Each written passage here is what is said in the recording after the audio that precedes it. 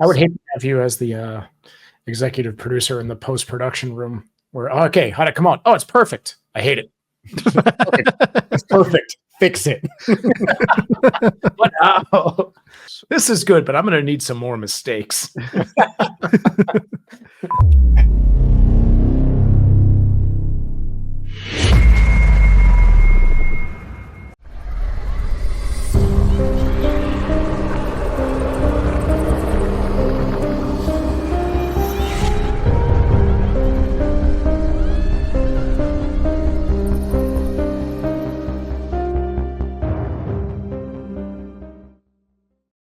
Welcome everybody into this episode of HTGS Reviews. We are doing not one, but two movie reviews today, and it's going to be a little different than normal in the fact that we're doing two movies, but we are going to review the 1974 Texas Chainsaw Massacre and the remake from 2003. Yes. So we're going to be doing those. We're going to be comparing, contrasting, probably arguing. We don't know everybody's exact takes on these movies. We've saved it for this review to see who prefers the original, who prefers the 2003. Is there a mixed bag here? Does somebody hate these movies? That's potentially a thing that could happen. I do not know what Jesse or Dave think about this. Speaking of Jesse and Dave, let me welcome my co-host, Dave Wilkins. Hello. And Jesse Wilkins. Hey there. And probably too long for us to get to Texas Chainsaw Massacre. We probably should have got to these earlier. But I know we've done all the other slasher franchises and we left out this one, which one of the OGs. It is the OG, in my opinion. Yeah. Well, was this or Black Christmas first? Black Christmas was technically first. I think. Actually, I could double check that. I think Black Christmas was like 71 or 72, and this was 74. I think it was 72, if I remember correctly. Black Christmas didn't hit like a slasher. This one was like the first slasher. All right. Fair enough. We won't argue Black Christmas versus Texas Chainsaw Massacre. Both with terrible sequels. Yeah. I'll give you that. Yeah. But let's just go ahead. Let's jump into it because I feel like we need to get into these quickly. Dave, do you want to give us a synopsis for the 1974? Do you want to do both? You tell me how you want to do this. I'll give you a 1-2 punch. I'll give you the synopsis for both because they are technically it's a remake, but they're slightly different. Sure. In fact, they're even different. Like the name of the family is different. So they, but it is a remake. This isn't like Evil Dead 2013 versus the original, where people are like it's a remake. It's not a remake. This is a remake. So we're going to compare the two. Let's do it. So, Texas Chainsaw Massacre, 1974, directed by Tobe Hooper. When Sally hears her grandfather's grave may have been vandalized, she and her paraplegic brother Franklin set out with their friends to investigate. After a detour to their family's old farmhouse, they discover a group of crazed, murderous outcasts living next door. As the group is attacked one by the chainsaw-wielding Leatherface, who wears a mask of human skin, the survivors must do everything they can to escape. That was the original. And the remake from 2003, which is directed by Marcus Nispel. In this remake of the horror classic, a group of young travelers comes across an isolated rural home while driving through Texas. Unfortunately for them, the decrepit house is the residence of a family of deranged backwoods killers, most notably a hulking masked brute known as Leatherface, who begins to hunt the stranded youths down. Will any of the friends survive the nightmarish ordeal? So, which one's better? Now, this is an interesting comparison for a couple of different reasons, and the reason that I wanted to do this review like this is because I can't talk about one without talking about the other. I could probably talk about the first one without talking about the second one, but I definitely can't talk about the second one without talking about the first one, because not only is this a remake of a slasher movie, a classic slasher movie, this is the best slasher remake of all of the slasher remakes. Unquestionably, I've seen the argument made that this is the best horror remake of all time, and I won't even argue with that. I think it's a reasonable claim. You know, it's obviously subjective, but who knows? I mean, I think that, but this 2000. We know. That's why we're doing this review, because we know. That's why the people are here. We Right. know. And we're going to talk about it. We are going to talk about it. But the real question is, does the remake hold up to the original? And I think that's a really interesting conversation, because I think that there are things about the original that set itself apart from every other slasher movie. I think that Leatherface is the scariest of all the slashers. I think that this could have been the best slasher franchise if these weren't the only two good movies of the entire franchise. Like, that would absolutely be. And there's what, 9 or 10 movies in this franchise, but there's so much to get into. And I think that what sets these two movies apart is, I've been trying to put it together all day. And the reason I personally land at the original being better than the remake might make no sense. So I'm going to give it to you in a one sentence as to why I think the original is better than the very good remake. And it's the original is filled with little imperfections that all equal out to a perfect movie. And the movie couldn't be perfect without the imperfections. And the remake is kind of the opposite, where I think it's actually too perfect, which equals an imperfect horror situation, right? The movie kind of comes around full circle, where everything kind of just fits together so perfectly, where we're going to get into spoilers too. But just for instance, where Jessica Biel's character in the remake kind of ends up being the same character as the hitchhiker in the beginning, and it all kind of just ends up perfectly, and she gets her crunching revenge at the end with the sheriff, and it kind of all just fits together a little too perfectly. Whereas with the original, you have this visceral grit that you didn't have with the second one. And there are certain things that fit together with the first one that didn't really work with the second one, or didn't really come into play. And there's also these little imperfections that really made this perfect, nasty, little disgusting horror movie that the first one was, that I just didn't get that grit for the second one. I personally think that the remake is better than the original. And I think the original is still a really good movie. But for me, I'm gonna say that there's stuff that I like better about the original for sure than I like about the remake, and we'll get into all those things. But for me in particular, my main reasoning for liking the remake better than the original is the first 30 minutes of both movies. And I think the first 30 minutes of the remake is leaps and bounds better than the first 30 minutes of the original one. I think that we establish characters way better in the remake. It gives you, if I cared about the characters in the first one or the original, I think I would care about, I think I would think it's a better movie. But because we don't establish those characters like we do in the remake, the stuff that I do like about the original just doesn't hit quite as hard as I want it to hit, even though it hits really hard.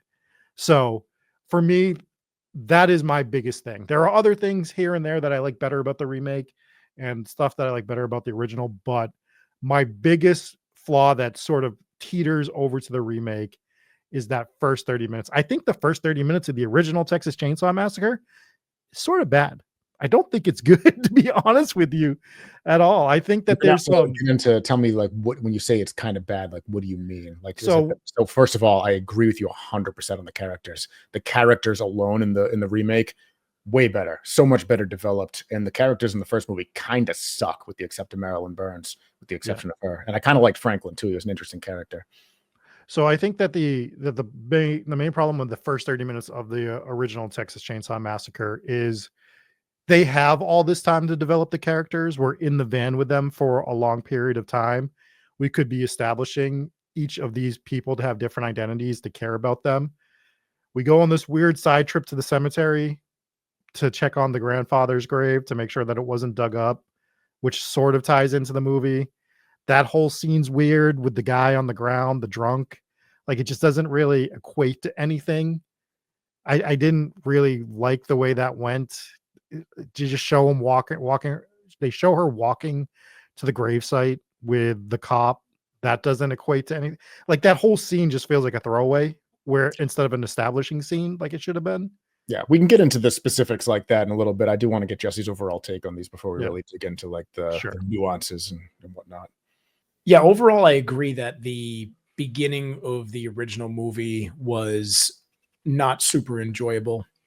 They made a lot of weird decisions, and we talked about how kind of the cemetery thing didn't really it didn't really gel as much as I think they wanted to with the plot of the movie. The hitchhiker was so over the top. I mean, I get it. It's what, the 70s. So people picked up hitchhikers a lot more back then. And they were like, all right, let's just pick up this guy. But you see, he has blood on his face. Like, you don't pick up someone like that. There's so many red flags with this dude. Then he gets in the car. He's being super weird. He's clearly high on God knows what. And it's like the second that started happening, I think everybody would have collectively be like, dude, pull over and drop this weirdo off. Like, this guy's crazy. And then he pulls out the knife and he cuts his hand, and it's just that everything is spiraling. And the whole time I'm like, why aren't they stopping the van Yeah. and getting this guy out? And then he blows up the dude's picture with this like gunpowder. These cars. It's just everything led to me being stressed out about that situation, because personally, I would have immediately been like, dude, pull the van over. Let's get this guy out of here. He's nuts. But you said it though, like in the 70s, there wasn't that stigma that went along with hitchhikers. Now I get that this guy wasn't like a regular guy, but these are also hippies and they're all weird, right? But there's got to be a stigma going on with someone slicing their hand open. And that was after he was already in the car and they're already driving, and he was out of the car shortly after that. yeah, they're not on a train. They don't have to wait for the next depot. Like, just stop, just stop the van and get the weirdo out of the car. So I just think it dragged on a little too long in that scene. Yeah. And he was over the top, but honestly, I think he actually did a pretty good job of acting like someone who was high on God knows what. You know, if you work in a city, you see people like that every day. So it was not as far-fetched as I think your average person who doesn't experience people like that all the time would imagine. So it was, but still, it went on too long. There was a lot of awkward pauses and kind of downtime in that scene that were way too dragged out. So I agree. Yeah, the beginning of this movie kind of sucked. The characters were not great. Acting wasn't super great. This was a 70s film, so the early slashers, the acting is way over the top anyways. So I try not to give negative points to the overacting. The guy in the wheelchair was fine, but when they get into the house and he's blowing raspberries like a toddler over and over and over again, it was like, all right, no adult does this. He wasn't okay. Hang on. He wasn't just a paraplegic. He was also, in the description of the movie, it's her invalid brother. So he also is mentally handicapped as well. Yeah, right. But he didn't, maybe in that one scene he behaved like that, but the rest of the movie, for the most part, he was behaving like anybody else would. He was just in a wheelchair. So it was inconsistent. You could definitely tell that he was playing a character that was mentally challenged. I think that was pretty sure. Cool. I just thought the raspberries scene stood out as way over the top compared to his acting and his performance the rest of the movie. There's one slight detail that we got to take into consideration. And this isn't really like a well-known thing about this movie, and it's kind of like contested because Tobe Hooper's now dead and he can't really come out and say one way or another. But Tobe Hooper shot this movie as a dark comedy, and he swore up and down until his death that he's like, this was supposed to be a dark comedy and just nobody got it. So I think like what might have happened here, and this movie is largely great by accident for a few different reasons. I think that it ends up being iconic for a lot of reasons that were not originally intended, and that's one of them. If it was intended to be a dark comedy, it completely missed. And if a lot of the reasons that absolutely, I mean, like if what he was going for was supposed to be funny, it wasn't. This is one of the most depraved, just disgusting. It's actually, it's not a rewatchable movie. It's kind of like, it's great for what it was because it makes you feel like this is an actual horrifying situation. This is terrifying. Like the final 20 minutes of this movie is just nonstop screaming. Yeah, exactly. Which is fine. I mean, she did a great job, and it was very realistic to what that scene would have been, which is just nonstop screaming. But just as a viewer and as someone who was watching with headphones on because it was the end of the night, I'm just sitting there like, oh my God. Just make it stop. Just kill her already. Let her know. Make her stop. Then when she gets away, she's still screaming. I was like, Jesus Christ, it's over. Yeah. But it was good though. But there's three reasons why I think this movie accidentally ends up being great for reasons that they didn't initially intend. Number one was it was shot on 16 millimeter, whereas the remake was shot on the 35 millimeter, which I really wish that they just did the 16 millimeter on the remake, which they would never do. It's Michael Bay. This guy's going to put out quality content, but like I feel like the remake was really missing that grit from the 1970s version, where you feel like this movie is like the setting is just disgusting. And even if they did some scenes with the older camera, I think that could have given you some of that nostalgia to it, Yeah. but it almost played like, obviously it's a movie, so it's not shot like this, but the way you're watching it is almost like you're watching security walkthrough footage or like police walkthrough footage of the crime scene Mhm. in real time. And I do agree that it had that creepiness to it. I think my flaws with the first movie, Hang on, and hang it on, starts hang to on, make hang go on, ahead. hang on. I'm giving you my 3 reasons why I think this movie was, Oh, sorry, go ahead. yeah, so number 1 was it was shot on the 16 millimeter, not the 35 millimeter, which is accidental because that's what was available at the time, right? They didn't have the option of 35, so Right. they just used what was available and it ended up being iconic. Number 2 was like the first movie. I was sweating watching it because it looked so fucking hot. I'm like, dude, I don't know what they did with this movie to make it look so hot that they just couldn't get with the second movie.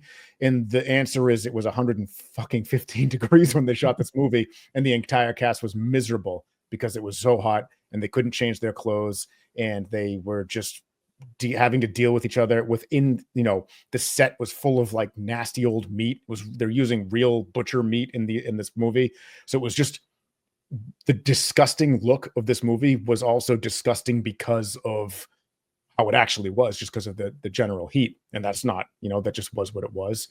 You can't really control that. It just happened to be hot. And the third one, I think I already mentioned earlier, was just that Toby Hooper was going for a dark comedy and missed. So a lot of like the weirdness and awkwardness that works really well for a horror was actually probably intended to be something else that didn't land, but worked out Yeah, inevitably. exactly. So I agree with those. I think you could see it a bit in like the end of the movie where he's just swinging his chainsaw around all goofy like for way Which too is long. such an iconic scene, though. Right. But it was, yeah, it kind of took me out of it. So my only real issue with the older version of this, number one, it was what I mentioned earlier with the beginning of the movie and certain scenes that dragged out a little bit and certain things that just you wouldn't do in a normal situation if this was everyday life. And number two was I just didn't think that the villain was all that scary. So Oh, I you disagree. Oh my god, he's the so scariest of all the slashers. He's by far the scariest of all the slashers. This is I so so yeah. Leatherface in general is scary, but I think the newer movie did a better job of making it look more gritty and more scary. This one had, I don't know, this Leatherface kind of had a clownish appearance to him. I think the clothes were a little too colorful. They just didn't get the look as well as good as they did in the remake. And I thought in the remake it was much better with how big and brooding and dark and scary. And they had the face mask that he was wearing, literal face mask that he was wearing was more um, it looked more weathered. It was more leathery. So I think it was much better in the newer movie, which we'll get into in a little bit. But overall, I think it could have been scarier. And you see where the horror comedy thing comes in with the way he was kind of just clumsy um and just kind of dumb in the movie, for lack of a better word. Andrew Bernowski is definitely the best Leatherface. But I mean, they had 30 years of perfecting what they wanted to get out of Leatherface. The reason Leatherface is the best in the scariest slasher is because he's the only one that's not supernatural, right? Jason and Freddy, they all have supernatural powers. This dude is just an inbred redneck hillbilly that is just a big, scary dude with a chainsaw. It feels real. That's why it's scarier. I think that you're like, this could be something. And he was inspired by what the hell's his name there? Ed Gein. Ed Gein, yeah. Yeah, serial killer. So it's not based on a true story, but it's based around the Ed Gein killings. I've always wondered if this was based on a true, because they kick off the movie like it's based on Yeah. a true story, and they're like, Almost this like is a the only mock- footage of it. Yeah, a mockumentary kind of thing, which I love that they did. And that was something they did in the first one, and they did it really well in the remake in 2003. Yeah, not gonna lie to you guys. Until this moment, I thought Leatherface was a real case. No, Yeah. it's not. So one thing to add to that I think is funny is one of the inspirations for Toby Hooper for this movie was he was walking in the mall during Christmas time. There was a massive crowd, and he was really stressed out. And he looked to his right, and there was a display of chainsaws, and he was just thinking about how he could use the chainsaws To make his way through the crowd. to make his way through the crowd. Yeah. Jesus Christ. Yeah. So I will tell you what I like better about the first movie. Let's do that. So I'll tell you what I think the first movie does better. And for me, the number one thing I find way better about the first movie is the kills. So I think the suddenness of the kills in the first movie is more terrifying than any other movie there is, because he just comes out and mashes this dude with a sledgehammer, right? Like he just takes him out immediately. He grabs the girl, although he doesn't kill her right away. He hangs her up, he has her in a freezer. When he kills the guy in the wheelchair, it's really sudden. Like every kill is bang bang in this movie when he does kill somebody. That's what I find scarier because it feels more real that way, where it's just You're like, talking about the first one? yeah, Yeah. Okay. yeah, the first one. He just takes people out immediately. Yeah. With the exception of the final girl, obviously. Right. Obviously. But like everyone else that he takes out, he is just, it is just instantaneous. You're done. So you're just, once he has you, you're done. I find that better. The other thing I like a lot better about this movie that I really think the remake missed was that chase scene is awesome. Mhm. Like it is one of the best chase scenes in horror history.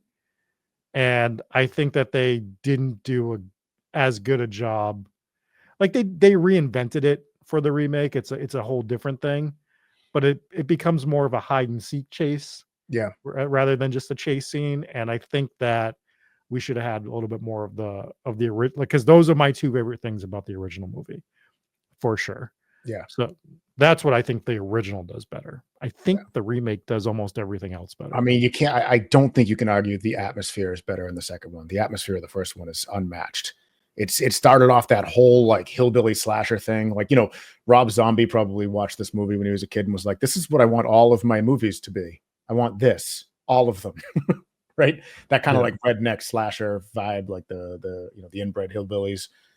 I'd also argue that he watched the remake and then based his Halloween on the remake. the House of a Thousand Corpses was based off Texas Chainsaw. For sure. Yeah, you see so many different movies that are inspired by Texas Chainsaw Massacre, for sure. Did this movie drop in black and white first? I don't think so, but I just going through some photos and I see some black and white photos. I would be interested in watching this movie in black and white, because I think one of my negatives was in a couple of scenes when he's chasing and he's in broad daylight, and it's kind of a cool effect, but they have like, he had put like blush on and makeup and eyeliner and stuff on the leather face, and I think it looked a little goofy in color, but I feel like in black and white it would look a lot more creepy. So if you look at like the photos, like the black and white photos of it, I think he actually looks way more terrifying when it's in black and white.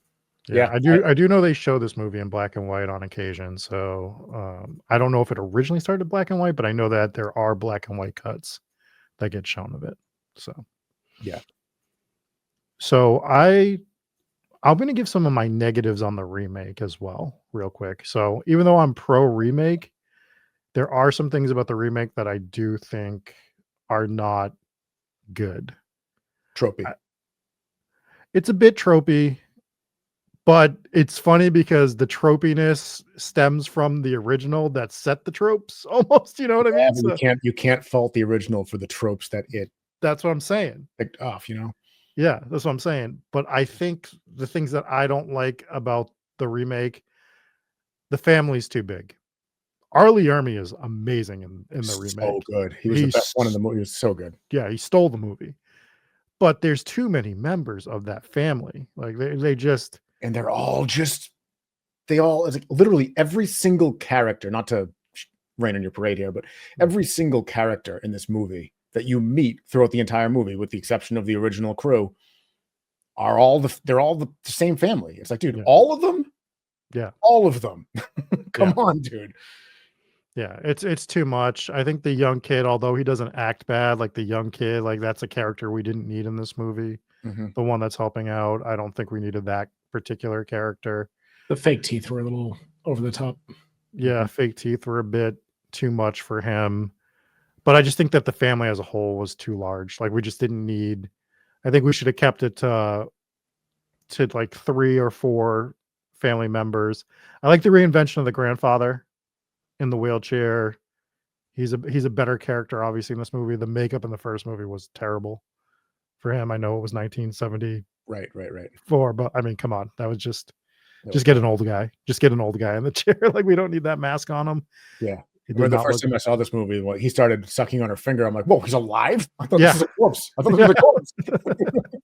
It actually would have been creepier if it was a corpse. I thought they were just keeping corpses in the attic. Well, they did have one corpse in the attic, but Yeah. you know, I didn't know the other guy was alive. Like, what the fuck?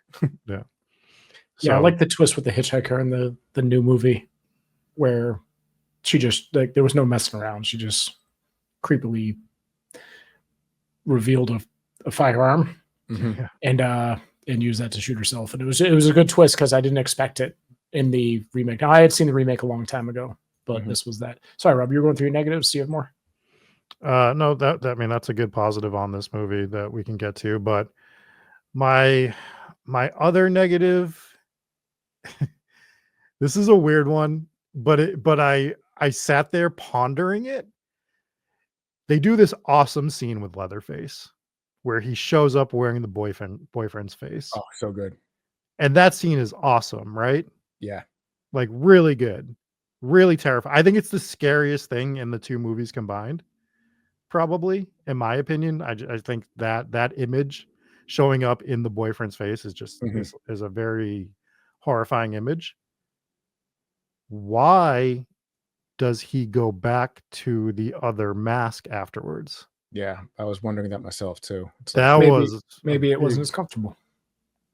but he purposely is taking these off to replace the face. mhm.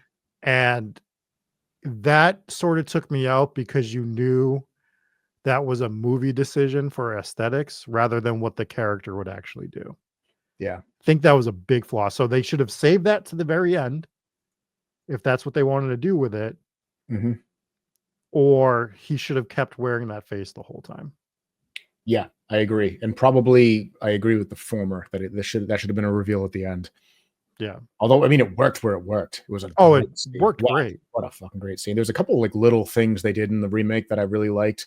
That was one of them. Another one was where when he lifts the same dude, he lifts him upside down in the bathtub, Mhm. and the wedding ring falls out of his pocket, or the engagement ring. And that's just like a little bit of like character depth that the first movie completely whiffed on.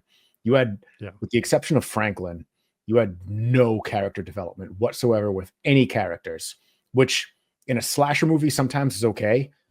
But I mean, like, the more you develop your characters, the more meaningful the kills are. And when I rewatched the remake this time, I was like, wow, this is actually a lot less impactful. Like, the kills are a lot less impactful. It's not as bloody as I remember. It's actually, you know, relatively. Toby Hooper was going for a PG rating for some dumb fucking reason. And, It didn't was get a dark comedy, Dave. Yeah, I know. It's just, yeah, I don't know what he was thinking. But again, like I said earlier, accidentally stumbled on an absolute masterpiece. But there were things in the remake that I really liked. The ring was one of them that added a little bit of depth. The him wearing the boyfriend's face was another one that I really liked. There was a lot of this movie that had me back and forth, like, fuck, is this one actually better? And I'm settling on it's not. It's too tropey, it's too perfect, it's too like Hollywood, like, oh, everything, you know. She gets her, you know, satisfaction at the end by driving over the sheriff multiple times, which was a great scene. And it's like, yeah, hell yeah. But it's like the first one was better because you didn't get that. The first one was more unsettling because you didn't get that little satisfaction at the end. You got her, you know, escaping in the back of the pickup truck, but she's also losing her mind at the end with that maniacal laugh coming from the screaming. It was just that the first one was more unsettling and the second one was too perfect. I would say the last problem I have with the remake is there's some stuff in there that just it's there for effect rather than making sense. Mhm. I think Jessica Biel's character is shown to be smart and then she does really dumb things. Well, she does really dumb things to begin with. And then I think she does dumb things throughout this entire movie. Yeah, well, I think that she sees stuff that's going on, so they try to establish her as the smart character, and then she does dumb shit, and you're just like, why is she drinking this tea? Like, it's just, it's just, What she did that was, what did she do that was smart? Because I liked her. She did a good job in this. Like, she crushed it. And yeah, the character was pretty well written, but the character was written as somebody who keeps fucking up and getting her friends into this situation. Every single thing that goes wrong in this movie is her fault. I mean, that is also true. I suppose that is also true. She made them pick up the hitchhiker. Yeah. You know, she was the one who made them wait for the cops. She was the one who made them go look for help. She was the one, Yeah, every fair. single wrong turn was her fucking making the wrong fucking decision where everyone else is like, why are we doing this? Yeah. And the very last thing I didn't like about it is when she's driving away in the police car and you get that one last scare of him hitting the car with the chainsaw. Mhm. He shouldn't know that she's the one driving that car. He should or shouldn't know. Shouldn't know. Hmm. There's no reason why he should be attacking that car with the chainsaw. He should be thinking that's still his I brother. immediately thought the same thing. I was like, why did he hit the car? Yeah. How's he know that's her? Yeah. Mm. It's nighttime. It's raining. That's the brother's car. I He think might that have just seen him run the brother over, or her run the brother over. she's He way may down have- the road at this point. Mm. Also, why'd you take the kid? I get it. She was trying to save the kid from the family, but Pretty obvious. Yeah, it's pretty you obvious. still don't kidnap the kid. It's not kidnapping the kid. Yeah, It wasn't their kid. it's unkidnapping the kid. Yeah. Oh, was the kid kidnapped in the first place? Yeah. So when she went into the thing when she drank the tea, there's that weird couple there. The woman has the baby, and she brings the baby in the room and is crying because Jessica woke up the baby, and they're like, "You shouldn't have done that." And she's looking at like the pictures, and she sees the pictures of that family, the family where they found like the teeth and the braces by the car. She recognized the car, she recognized the family, and that baby was in that picture. And she stumbles into the bedroom. She goes, "That's not your baby," and then she passes out. Oh, Yeah. I missed that little scene there. Okay. Yeah. So it made sense why she took him, but all in all, I just like the remake better because of the character development. It's really close. It's not like one sucks and the other doesn't. Yeah, I agree. They're both really good movies. I think that you should watch both of these movies And for only sure. those two. And only these two. We've reviewed another Texas Chainsaw Massacre movie, We have. It sucked. and it was not good. It had like one or two. It had one really great scene that they The wasted bus. in that movie. Yeah. Well, the bus was really good too, but no, the car scene. I thought that they really crushed it with the car scene when it crashed. That was really terrifying when he's approaching her in the car. Oh, in the cornfield there? Yeah. Yeah. That was a great scene. And then the rest of that movie was absolute dog shit. Just the whole franchise, which is really unfortunate because it's set up to be the best slasher franchise. You have a real slasher who's a human. He's not a fucking supervillain like Jason or Freddy. Granted, I love all the slasher movies, but this one feels real. This one feels different. The other ones are like, ooh, this is fun. Let's watch a Friday the 13th movie. A new one's coming out. It's Jason goes to fucking Mars or whatever. Yeah, put him in space. Yeah, like what? Like just and this is just like, oh, this is a real set 1970s serial killer who's just a crazy guy from the South. Yeah. And, it's just it's a whole different feeling. There's so much more depraved, and I give it to the original, which is like, it's so easy to be like, you can't beat the original. And there's a reason for that. And it's because the original is the original. You're anytime you do a remake, you're taking credit for something that was already done, right? The story's already written, and you're not, you're taking a successful story that already happened and redoing it 30 years later with better equipment, better technology, and everything is just better. And it's just like, you're set up to be better. If both these movies came out today, I'd be like, of course 2003 is better, but that's not the case. And the original is an absolute masterpiece that holds up, and it gets all the creativity, like the credit for the creativity and the writing and whatnot, that the second one benefited from what already existed. Yeah. But I also think that sometimes that argument is which one's more important and not which one's better. And obviously 1974 is way more important than the 2003 remake. And that's not even debatable. That 1974, the original, is one of the most important horror movies of all time. But I don't think that always means that it's better. And I think that for me, just that little bit of character development in the 2003 one, making you care about the characters more, showing a little bit more of the gore. And you could tell that they got slapped a little bit where they couldn't show some things they wanted to see in that one as well that they would get away with today. But you just getting to see a little bit more the character development. Thought the atmosphere was still fine. I think it's just a little bit better of a movie for me than the original.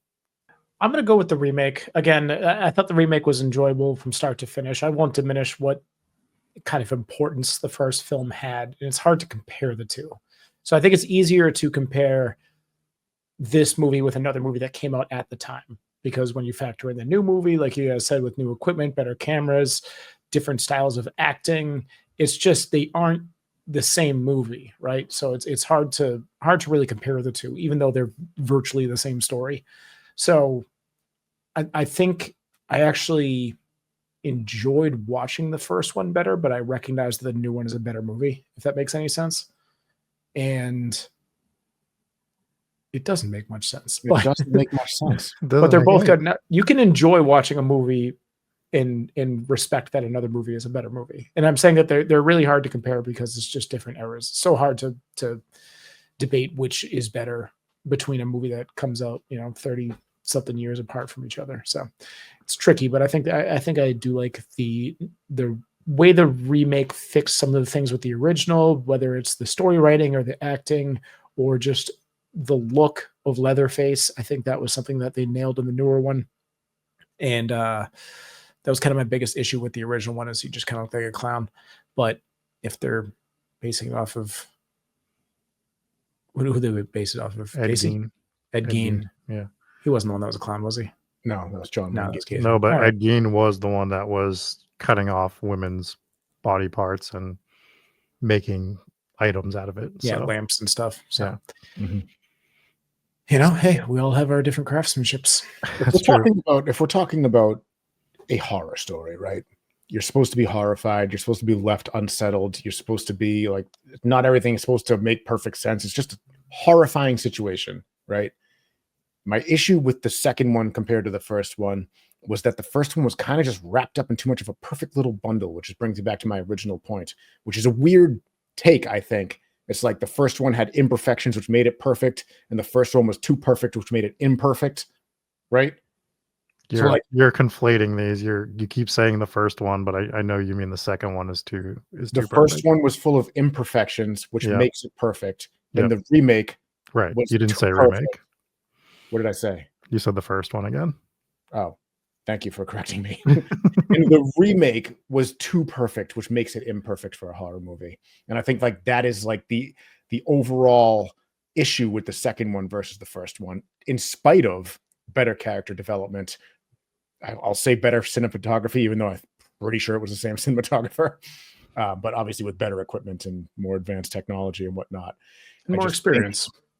Well, 30 years more experience. That's right. That's right.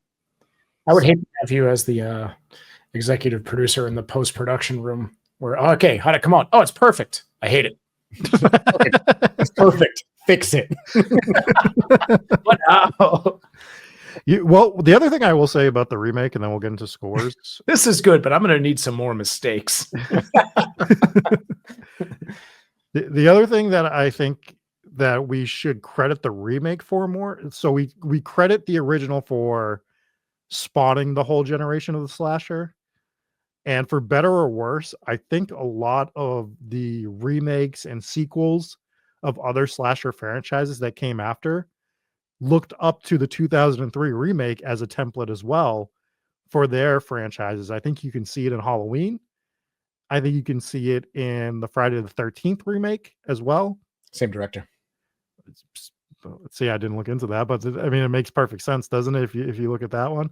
Yeah. So I believe that it sort of has an importance in that aspect that we overlook sometimes, that it, for better or worse, was the reason that a lot of movies looked the way they did at that time frame. Pretty sure he also did the Nightmare on Elm Street remake. Makes sense too. Yeah, I did all three of them. This was the best one. But yeah, it's just the thing with the remake in this one is like it unjustifiably is forgettable. People don't talk about this remake as much as I think they should. I think that and I think the fact that it was kind of tropey and kind of fit right into that that remake slasher genre, it just kind of like blends in with the rest of them, and you kind of forget about it because they hit all the tropes. It had the little perfect ending, and it didn't have that grit that the first one had, is why it's a little bit forgettable, and the original is not, which is why I put the original over this remake. All right, do we want to get into some scores? Yeah. All right, go ahead and give your original the 5. I am going to give the original a 5. I think it's a 5-star movie. I think it's as perfect of a horror movie as you can get that stands the test of time. It holds up. It's truly horrifying, truly a horrifying movie, and it just nails the genre. The atmosphere is perfect. Everything is, I just think, perfect in spite of the little imperfections, which I said earlier makes it perfect. And I'll give the remake a 4.8. I was gonna say that before you said it. It's like I know exactly where Dave's going with this. Jesse, do you want to give your scores on this? Yeah, I have mine exactly the same. I wanted to make it a little bit different just to be different, but yeah, I had them exactly the same. So the original, I feel like you got to give it a 5, and the remake was just as good. I mean, like it's tough not to give. Original. I thought you liked the remake of the original too.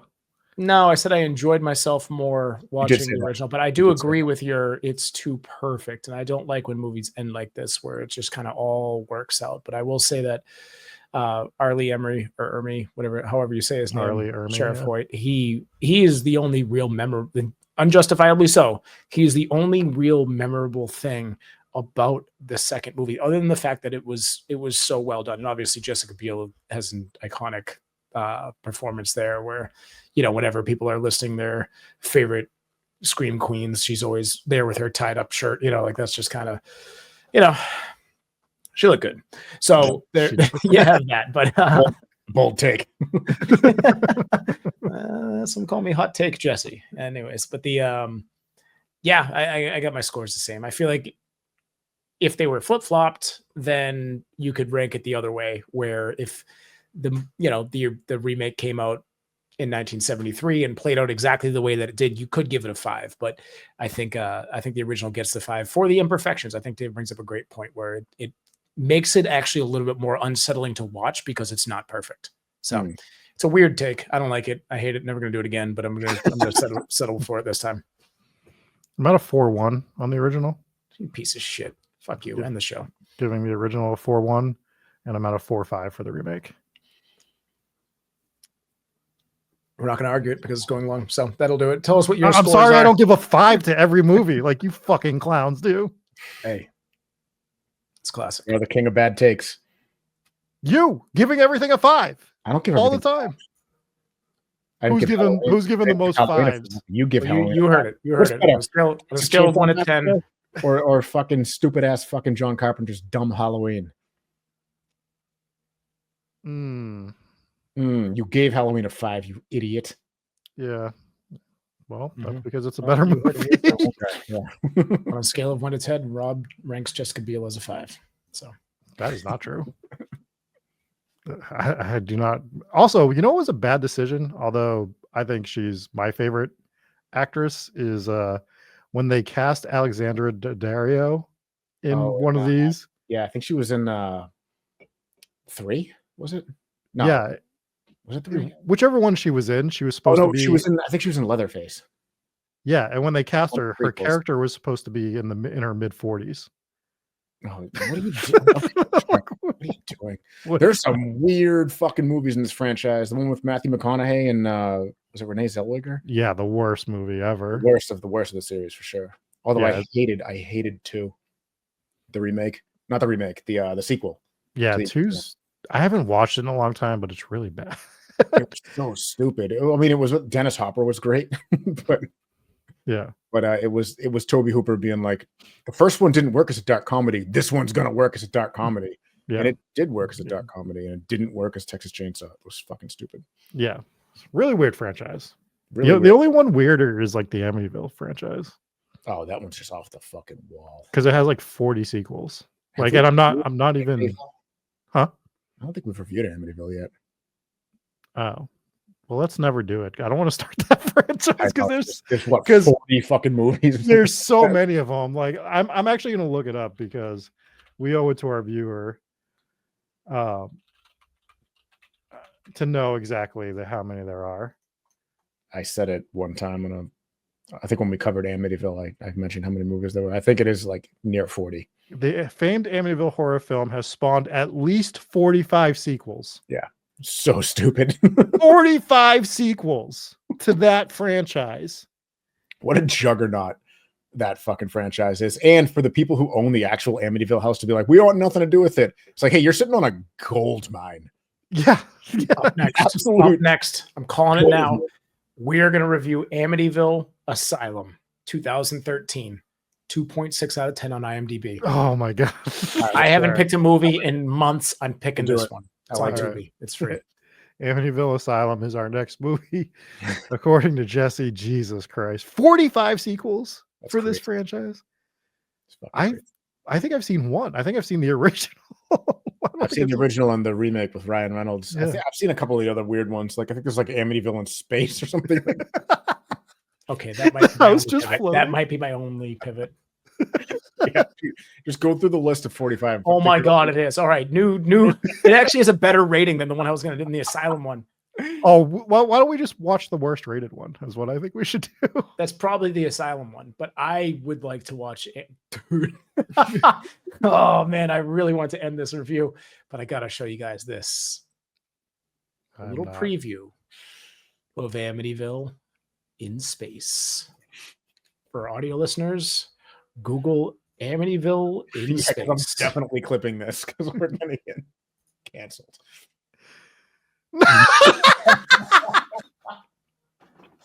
What the fuck are we doing? That is next on HTGS Reviews, Amityville in Space with the eyeball monster. All right, let's end this. All right, well, let us know what you think of each of the movies. Did you like the remake better? Did you like the original better? Leave it in the comments below. And then watch Amityville in Space for our next review. We'll see you next time here at HTGS Reviews. Bye. Peace.